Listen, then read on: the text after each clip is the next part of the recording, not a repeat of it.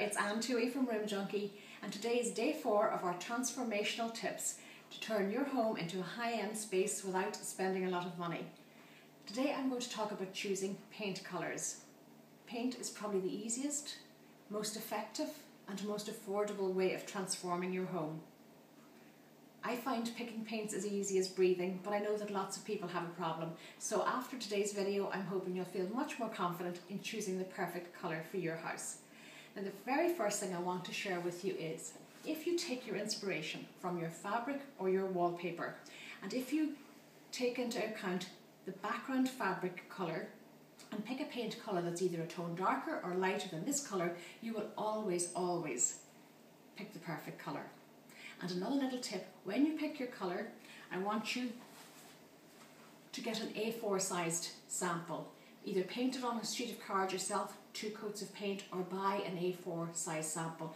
Put it up on your wall, check it out at night time, check it out during the day, move it around the room, see how the light affects it, because there is a scientific term called metamorphosis, and this is how light will actually affect a colour. Some colours are more susceptible, so do take the time to do this, and again, this will help you pick the perfect colour.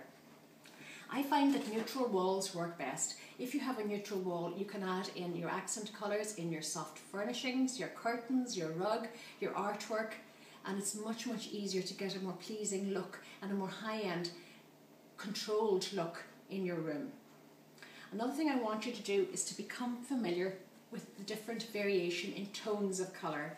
I don't know if you can see these, but if you study paint swatches, you will quickly become familiar with the variety in tone and the tonal depth between the lighter shade of the colour and the darker shade of the colour. And if you're in any doubt at all, just put the colour up against a plain white piece of paper and you will immediately be able to identify the tone. Another thing that's very important to consider is that your room is not just an entity on its own. Every room leads to another room. So bear this in mind when you're picking your colour, and again, you can have the same colour running through, or you can have different tones of a colour, and this creates a very pleasing flow through your house and really makes the space work. Finally, it's very important that you always choose the correct paint finish for the job.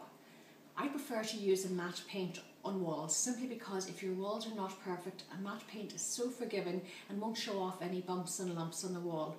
Now you can also get a washable matte, so you get this gorgeous flat colour that you can scrub. As you know, I have 3 sons and 2 dogs. I need a paint that I can scrub, so I always put a washable matte on the wall.